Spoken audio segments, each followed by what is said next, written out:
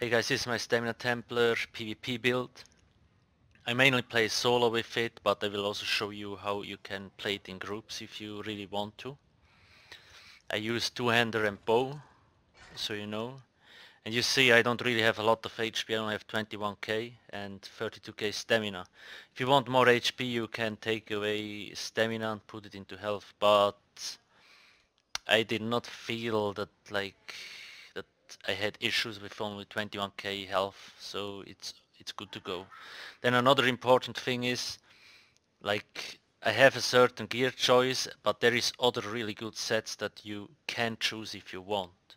Just so you know, like, you don't have to run these things. You need to understand why I do those things and why I chose that gear. So you can modify the things if you want to. This is just a setup I prefer. And I will also show you several like other good skills that you can use. So let's start. So let's start with the gear. So at the moment I'm using 5 pieces Hunting's Rage, 2 pieces Bloodspawn and 3 pieces Agility, together with a Maelstrom Battle Axe two-hander and a Maelstrom Bow. So now I run 6 pieces medium and 1 piece heavy. You also can do 5-1-1 if you want a little bit more health. It will probably pop you up to, let's see, do we have thing with me? Yeah, it will give you a little bit more health, not much, but at least you have a little bit. But I prefer 6 medium because of the like stamina cost reduction for skills. Then 2 Bloodspawn, mainly here because of the ulti gain, and you also gain physical resistance. You can use another monster set if you want. There is like Scourge, Kina and all those things, they are really good. It's just I prefer Bloodspawn. I have on all pieces stamina enchantments, and I run on all divines if possible. Like, I don't only have Velvet, but I also would run divines. What you also can do, because this is basically my PvE gear, you can run divines on the big pieces like pants, chest and head, and run impen on the small pieces, because impen is really strong and it reduces enemy crit damage by quite a lot. So I probably suggest you run impen on the small pieces, so the hand, belt, boots and the shoulder. The rest you can do divines or infused. Both are good, like divines and infused. I only have divines here because it's my PV gear. Then necklace, I have agility, all with robust trade. I know they are very expensive, but I said before, you can put more points into health if you wish. So if you do not have the money, you also can buy agility rings with like healthy trade.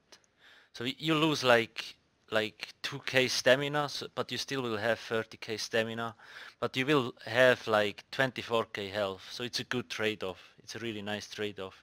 If you can't afford robust agility rings, you can use healthy ones. Then the axe, I use the axe because the dot, like the bleeding it can inflict, is really strong. I can show you, give me a sec, here, two-hander. Where is it? Axe grants your melee attacks a 16% chance to apply a bleeding, dealing 10k physical damage. It's even more if I buff up. Yeah, 11k. So like the bleeding ticks almost up to 4k if it procs like every 2 seconds. So it's really strong. That's why.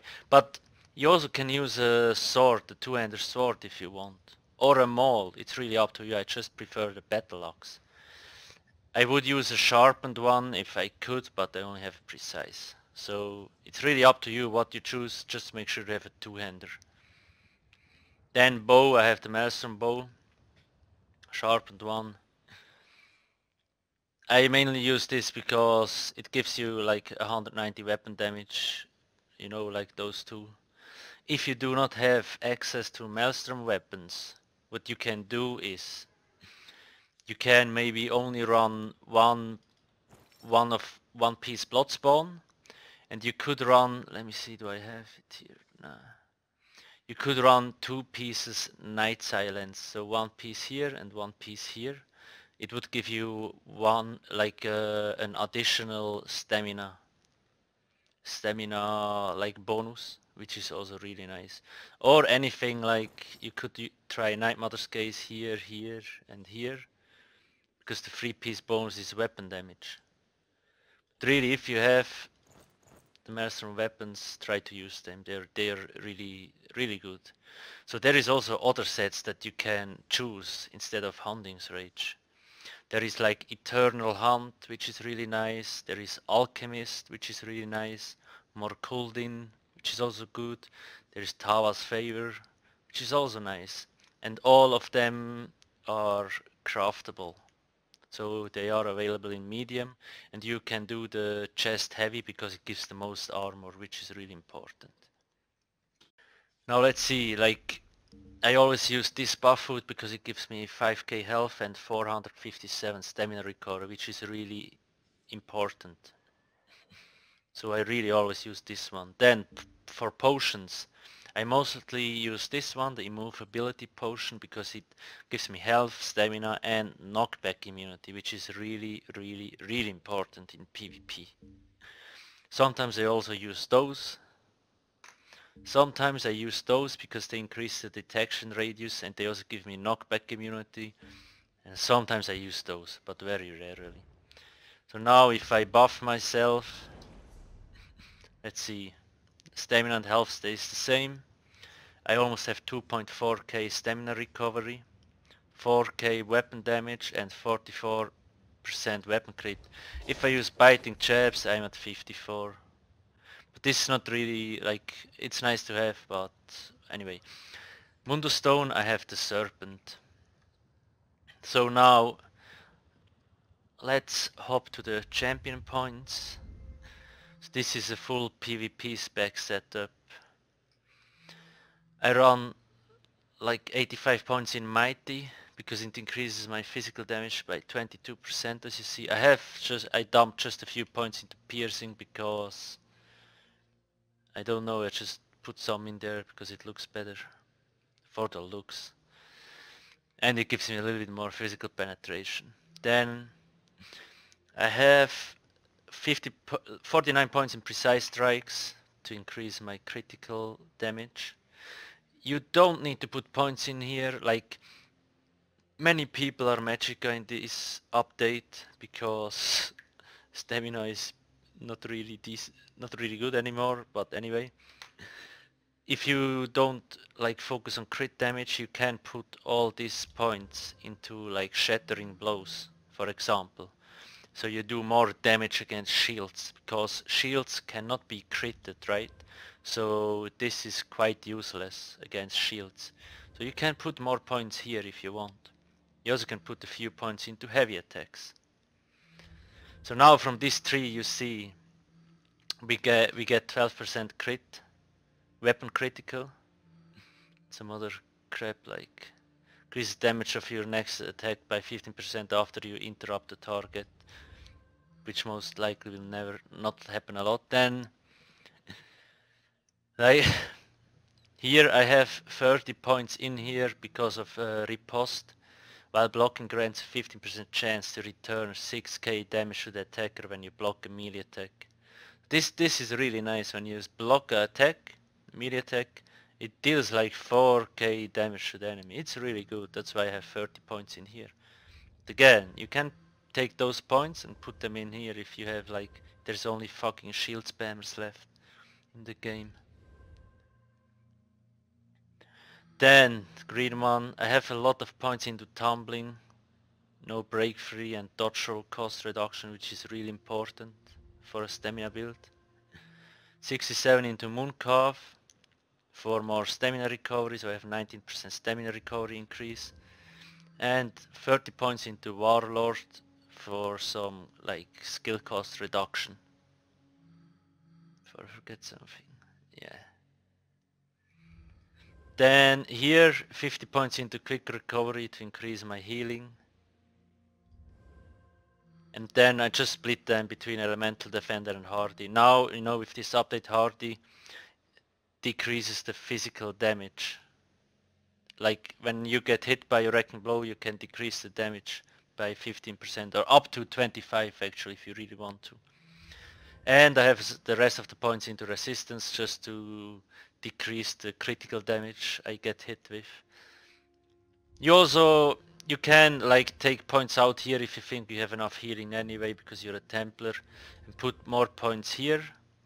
And if you combine, like if you have 50 points here together with 4 impen pieces, you really do not take a lot of critical damage anymore, which is really nice.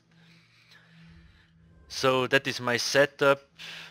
There are jump points, that means, you know, like it says like it increases the crit damage by 15.2, but you know, like there is percentage increases sometimes by 47, then 51, 53, 58 and something like that.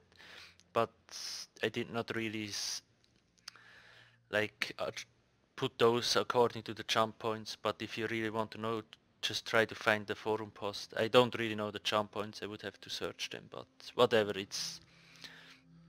I like the setup, so just experiment with it a little bit if you really want to like get the hang out of it.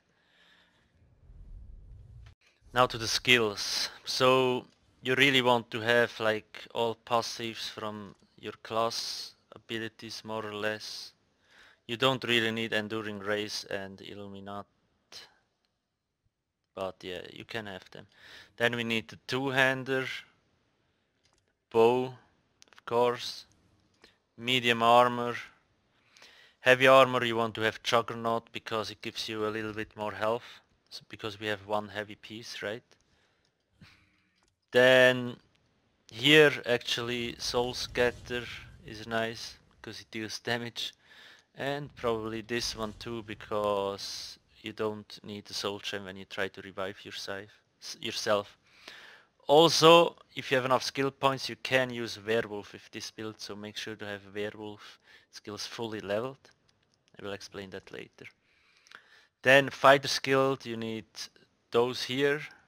You don't need this one, it's useless.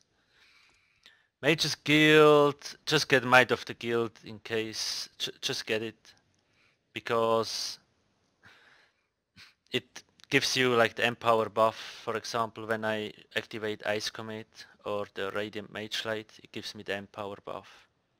Thieves Guild, whatever, and Undaunted, you want Undaunted because you get more health, stamina, magicka. Then here, if you can, of course those and those here. You of course want your racial skills. As you can see, I'm a red guard, so I benefit a lot from Adrenaline Rush. I get like 1k stamina every 3 seconds. And you want medicinal use, you only need this one here, because it increases the duration of your potions. This is really important, you really want this. And you can use like this Gourmand, it gives you more time on your food. So you don't need to spam the food, right? Okay, now to my setup. So there is a few different ways you can run this build. Don't get me wrong, you don't just need to copy paste those skills. This is just which I'm most comfortable with. So I have Rally here. Rally gives me weapon damage, so I can use those potions, because you see they only give health, stamina and knockback, and I don't get any weapon damage buff from the potion, so I can use Rally. Also, you see the buff is pretty long and it always heals me a little, and the longer you let it run, like you can press Rally again, and if you almost let it run out, so let's say like it's at 10 seconds and you press Rally, like you get quite a really good burst heal. So the longer it runs, the higher the burst heal gets. So if you're in trouble, like after 15 seconds in fight, you can swing your shit around and then like press the button and you will get a really nice heal. That's really important to know. And when you let it run out, you will also get the heal at the end. Then Stampede. So you can also use the other morph Crit Rush. Crit Rush deals more damage the further the enemy is away. Stampede snares the enemy for 8 seconds for 60%. It's really up to you. I just prefer Stampede because it snares the enemy. Then I have Executioner here. This is kind of my execute ability. I press Executioner and then I bash. This is a really nice combo, so you can execute bash. And bash doesn't deal a lot of damage, but it's like 1 to 2k, which can be like the final hit sometimes. So this ability is really strong, and before of course I use a Wrecking Blow. When I buff myself, it deals a lot of damage, because I have 4k weapon damage and like 30k stamina. It also gives me the Empower buff, you know. I can spam Wrecking Blow and it will empower itself if you want to do that. Let me see, maybe I can get the tooltip. Yeah, you see if it's empowered, it gets almost up to 17k. It will hit between 10 to 12k if it crits. Not more, because people have physical resistance and Championpoints hardy and all that stuff. Just important to note. I usually do like, I start off with a heavy attack and then I do a Wrecking Blow, another heavy attack, those kind of things. But anyway, to that later. Biting Chaps. I rarely use this skill. It can be good in certain situations, like can deal quite a lot of damage if it hits the enemy, but I don't use it a lot. You can activate it once to get the crit buff, because you see Major Savagery, you gain the weapon crit buff. So this is here because of Piercing Spear mainly. You see, while an Aedric Spear ability slot increases damage bonus for your critical strikes by 10% and you do 10% more damage against blocking targets. That's the main reason I have it on the bar here. If you want, you can slot Blazing Spear or like Blazing Shield, it's really up to you. You also can slot this here if you want, but I have it on the other bar, I will get to that later. Flawless Dawnbreaker, I mainly use this ultimate because it's really strong, like it increases my weapon damage by 8% and it deals a lot of damage. And I usually do like a Wrecking Blow, then I do a heavy attack, and then right after the heavy attack I do a Dawnbreaker and Executioner. I will show you some clips at the end of the video so you can get like the feeling how I play with it. But it's really like important. Wrecking Blow, after the Wrecking Blow I start charging a heavy attack. After the heavy attack hits the enemy and you see he's like 50% health, I smash a Dawnbreaker on the ground, use a bash, Executioner bash, the enemy is rip if he doesn't dodge roll. Now, sorry. Here, this is my bow bar, so let's start Radiant Mage Light. This is mainly here because you see like you also prevent the stun and reduce the damage from stealth attacks by 50%, so you will less likely get ganked. So I always ride around on this, on the bow bar, because I do not get easily ganked. Then again, when I press this, I get the Empower buff, which is really nice. So it buffs my like spear and all that stuff. You can, if you want, you can use Restoring Focus here if you really want to. Restoring Focus is also really nice. It gives you like spell resistance and physical resistance buff, plus you heal 8% more and you take 8% less damage. So it's really up to you what you choose. That's really important to note. You need to like, if you always use those potions here that increases stealth detection radius, maybe you don't need this one, maybe you want this one here. Then Purifying Ritual, at least one good skill that Templar has access to. So like this is really cheap, like it doesn't cost a lot and it's really our only, apart from Radiant Mage Light, if you slot it, it's really our only magic skill. It purifies a lot of negative effects, which is like really like Sorc curses. You can purify it, you can purify dots. I think you can even purify the meteor knockdown, I'm not sure, but I think so. Just saying, like this is really strong ability. Then also like if you have healing debuffs on you, you can purify it, all that stuff, it's really good. Binding Javelin, now you see it has a huge fucking range, like 38 to 41 meters. Outside of Cyrodiil it has a 28 meters range, but inside Cyrodiil it gets buffed. You see range increased by 8 meters for abilities with a 28 meter range or greater. This is really good. And also Alliance War thingies, you see, increases the range of long range abilities by 5 meters. For any ability that is long that you can use further than 15 meters. That's why it ends up being like 41 meters. It's really funny. And it also gives a really nice knockback on the enemy. Then poison injection. I mainly use this to, like, it's a nice dot and it deals really nice execute damage. And usually I throw the spear, and right after the spear I throw the poison injection, because the javelin is really fucking fast. So usually people cannot block it, and then they will get hit by the poison injection. Most likely. If you don't want poison injection, if you think I want Radiant Mage Light but I also want the restoring focus, you can set it up like this if you want. If you think you need repentance, put repentance here. It's really up to you.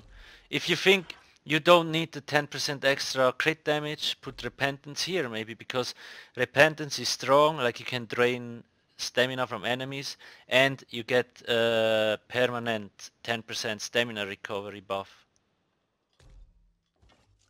I don't need it, at least not on the CP campaigns. So that's why I prefer poison injection. You also can use bombard. Like when you play in bigger groups, this skill, like it deals a lot of damage and it roots the enemies to the ground, you see, and it like reduces their movement speed. So it's really nice, it's a really strong ability. And the range, you see, is 20 meters range. Then I have Vigor. It's our like heal over time, basically our main heal. And now, that's the good thing. Let me try to find it. So focused healing, that's new. Second part. So while standing in your cleansing blah blah blah, and for up to 4 seconds after leaving them, you gain major mending, increases your healing done by 25%. So resolving vigor will heal for 25% more. And you see the range is big. You see major mending. It always refreshes as long as I stand in here. And if you have rune focus you get another 8%. Yes, it will be cut in half because of the battle spirit buff. But whatever, just saying. Then Ice Comet. It's just like you can't reflect it anymore, so it's a no-brainer. It deals a shit ton of damage. What you can do is, like if you're buffed, you do Radiant Mage Light, so it gets empowered, so it deals a shit ton of damage. I usually also throw, like, I activate the meteor and then I throw the Binding Javelin and they get knocked back, so they can't block the meteor, so it deals a ton of damage. Okay. So those are the most important things for the setup I use. You can use other skills if you want, like, it's really up to you. If you think like you want to use silver shards because it deals nice damage, you can use it. Then for werewolf, if you have werewolf, you want it on the two-hander bar. It will also give you more stamina recovery. Because we all know werewolf, if you have it slotted, it gives you 15% increased stamina recovery, so it's really good. Then, werewolf is really strong, like my Hole of Agonies. They deal 13.5k damage, and you see, damage against feared enemies is increased by 30%, so I usually use the roar. And it deals like it fears the enemy, and then you can Hole of Agony because it's instant damage. He most likely has not time to break free fast enough, so it deals a lot of damage. But yeah, I will probably upload some werewolf videos sooner or later so you can see how I utilize it. Okay, so those are basically, that's my setup. If you have any questions or any troubles running the build, or like you have sustain issues, I only have tested this on the CP campaign. I try to play on the non-CP campaign, but I have more resource issues because all the CPs are gone. So this is for the CP campaign. I will show you some clips now, just so you see how I use the build. Especially, it's probably hard to imagine how I do the heavy attacks, or like Wrecking Blow, heavy attack, Dawnbreaker, bash, Executioner, bash. It has a lot to do with animation cancelling, but most stamina builds rely on animation cancelling, otherwise they suck donkey balls. So thank you for watching, and I hope you enjoy the few clips I show you now. If you have any questions, ask me in the comment section below. Don't forget to subscribe and press a like. Thank you very much. See you soon. Now you see, like, I knew there was a knife blade, so I activated Radiant Mage Light and it immediately pops him out of stealth.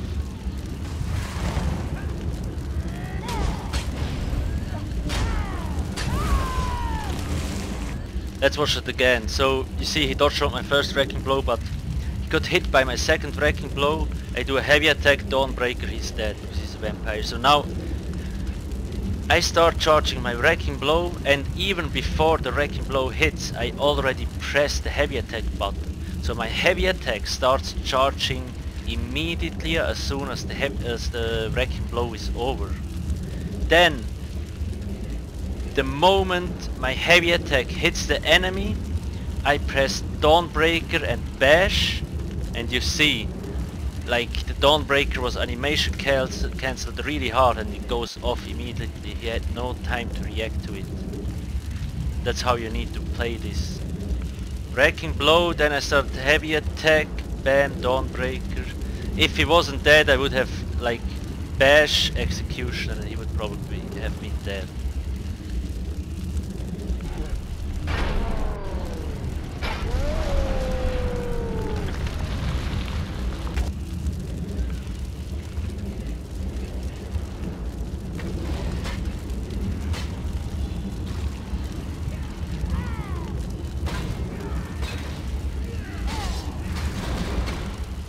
Here you can see, like, I did always Wrecking Blow, heavy attack, Wrecking Blow, heavy attack, and then the Executioner, and he was dead. Right before I dodge rolled, I pressed Executioner, so I cancelled the animation of Executioner with my dodge roll.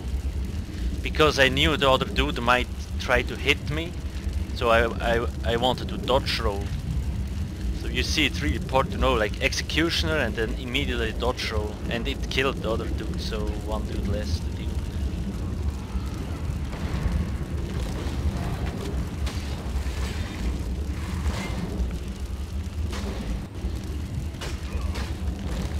Then I dropped Purifying Ritual on the ground to get the healing buff, and then I used Vigor, and you see I have a bleeding dot on me, but I still get healed quite a lot.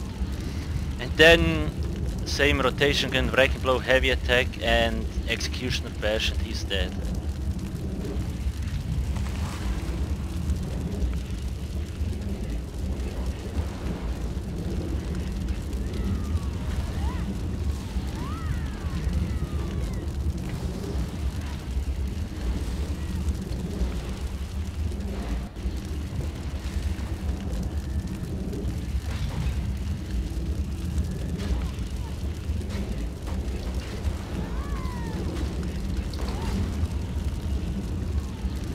Now a sword fight, so you see, I already knew before the fight started that the sword will put the curse on me. That's always the first thing they do. So I cleanse it with Purifying Ritual, and we all know the curse has a 4-second cool, well, not a cooldown, but it takes 4 seconds till it explodes.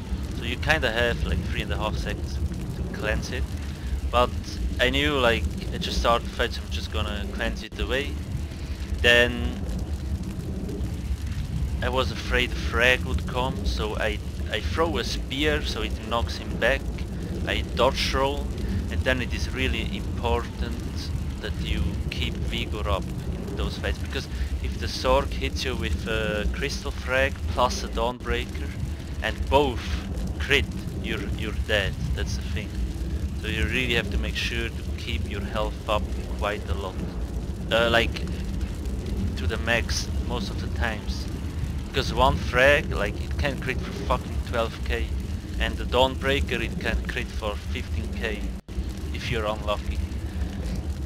And yeah, if you're a vampire, you're just screwed anyway. But anyway, so now you saw, like, I throw spear, dodge rolled, and then he hit me with the frag, so I got knocked down, but I break free really fast.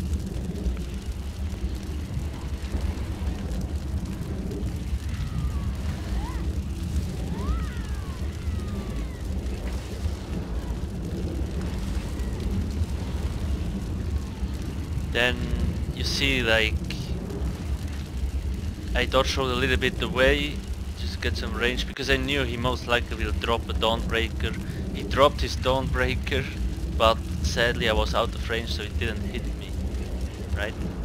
Then again, of course, he starts off with the curse, and I'm in no rush to cleanse it, because I know it takes 4 seconds till it explodes, or 5, I'm not sure anymore, but whatever.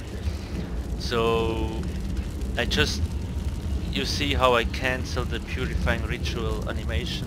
I press Purifying Ritual and then I dodge roll right away, in case I'm always afraid like a frag will hit me. So I just curse, like I cleanse the curse, dodge roll. Right when the dodge roll ended, I press Vigors, because I want my health to be up most of the times, like as much as possible. And now you see, that was the moment I was waiting for, so I can get the Wrecking Blow off and start my Wrecking Blow heavy attack rotation. So he kind of gets into a defensive position. So I can do Wrecking Blow, heavy attack, Wrecking Blow, heavy attack. I know it's not gonna hit him through his shields, right? But he can't do much besides spamming his shield when I keep the rotation up. So all I was waiting for is for his CC immunity to run out, right? And then I tried to wait, but the moment I saw like his health is not that much anymore, you see, I do a Wrecking Blow, heavy attack, Dawnbreaker, Executioner.